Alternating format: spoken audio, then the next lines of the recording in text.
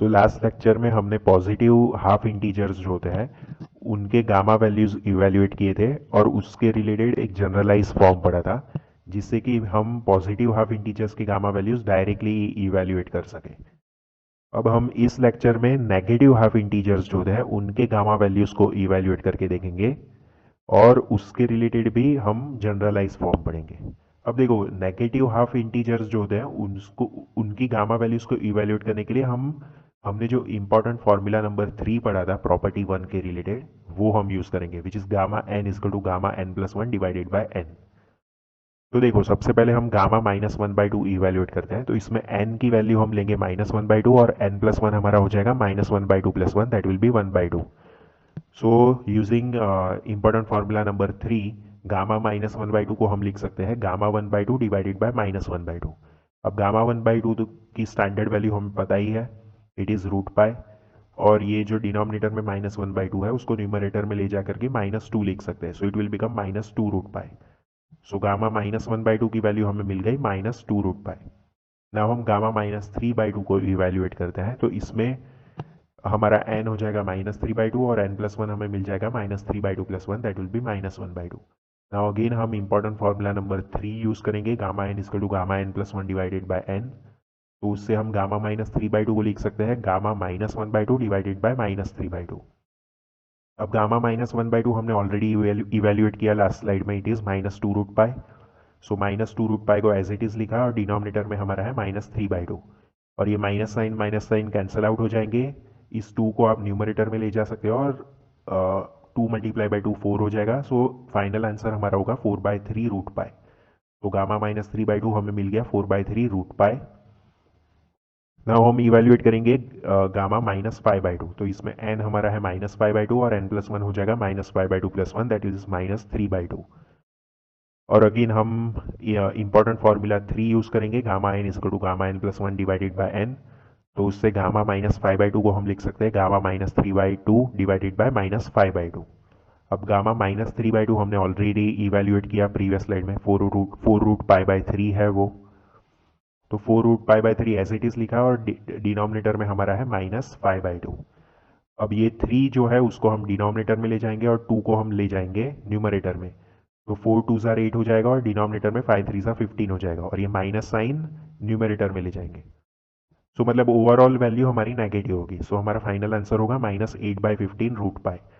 तो गामा -π/2 हमें मिला -8/15 √π। अब देखो, इसमें एक पैटर्न आप देख सकते हो फॉर नेगेटिव हाफ इंटीजर्स। तो -1/2 जो था उसकी गामा वैल्यू हमें नेगेटिव मिली, फिर -3/2 की गामा वैल्यू हमें पॉजिटिव मिली, फिर -π/2 की गामा वैल्यू हमें नेगेटिव मिली। तो नेगेटिव हाफ इंटीजर्स में ये जो गामा वैल्यूज है ये आपको ऐसे ही alternate positive and alternately positive negative मिलती रहेगी। मतलब -1/2 के लिए नेगेटिव, -3/2 के लिए पॉजिटिव, फिर -5/2 के लिए नेगेटिव, फिर -7/2 के लिए देखोगे तो वो पॉजिटिव मिलेगी। तो जो साइन है for negative half integers of gamma value, it will B मतलब ऑल्टरनेटली वो चेंज करता रहेगा, माइनस प्लस माइनस प्लस। अब हम इसका जनरलाइज फॉर्म पढ़ेंगे कि नेगेटिव हाफ इंटीजर्स के लिए गामा वैल्यू फाइंड करने के लिए जनरलाइज फॉर्म क्या है। तो देखो, generalise form for negative half integers हमारा है for n is equal to 1 2 3 and so on, gamma minus of n-1/2। तो ये n-1/2 पूरा ब्रैकेट में है और उस पर माइनस साइन लगी है, that will be equal to -1 to the power n 2 to the power n √π divided by 2n-1 double factorial. अब देखो, ये डबल फैक्टोरियल की तरह ही होता है, बस डिफरेंस क्या होता है कि डबल फैक्टोरियल अगर आपको किसी नंबर का फाइंड करना है तो आपको 1 तक सारे ही इंटीजर जो है सारे इंटीजर्स को मल्टीप्लाई नहीं करना है। जैसे कि 4 का अगर आपको डबल फैक्टोरियल इवेल्युएट करना है तो फैक्टोरियल में हम क्या करते हैं, 4 फैक्टोरियल अगर हमें फाइंड करना होता तो हम क्या करते हैं 4 फैक्टोरियल के लिए 4 × 3 × 2 × 1। लेकिन डबल फैक्टोरियल अगर लगा हो तो ऑल्टरनेट इंटीजर्स ही मल्टीप्लाई करने होते हैं, यानी कि 4 के बाद 3 को मल्टीप्लाई नहीं करूंगा, 2 को करूंगा। सो 4 × 2 और उसके बाद वन तक ही जाना है।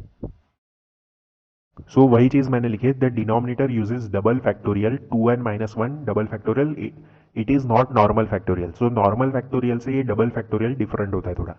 तो double factorial means multiplying every other integer down to one, not all integers.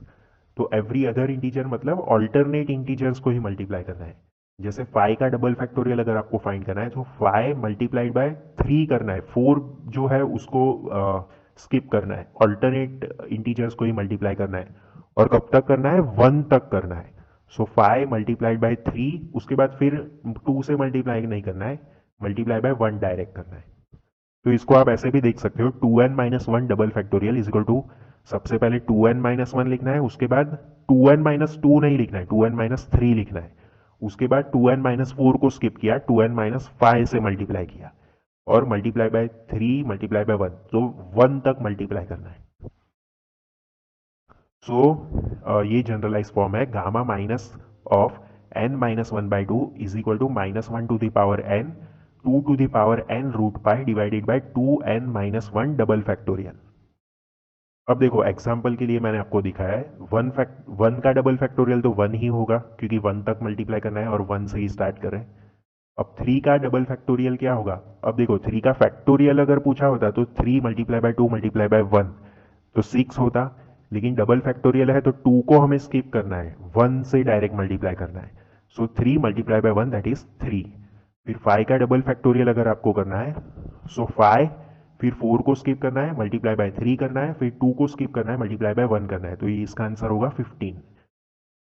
फिर 7 का डबल फैक्टोरियल, अगेन 7 से स्टार्ट करना है, फिर 6 स्किप किया, फिर 5 से मल्टीप्लाई किया, फिर 4 स्किप किया, फिर 3 से मल्टीप्लाई किया, फिर 2 स्किप किया, फिर 1 से मल्टीप्लाई किया। सो दैट इसका आंसर आपको 105 मिलेगा। तो इसको हम वेरीफाई भी कर लेते हैं। तो जनरलाइज फॉर्मूला में n की वैल्यूज 1 2 3 एंड सो ऑन थी। सो n इक्वल टू 1 के लिए हम वेरीफाई करते हैं, for n is equal to 1। So LHS में हमें मिलेगा माइनस ऑफ 1-1/2, तो ये हमारा हो जाएगा -1/2। और RHS में n की वैल्यू 1 पुट करोगे, सो -1 टू द पावर n जो है वो माइनस होगा, सो माइनस साइन मिलेगी हमें।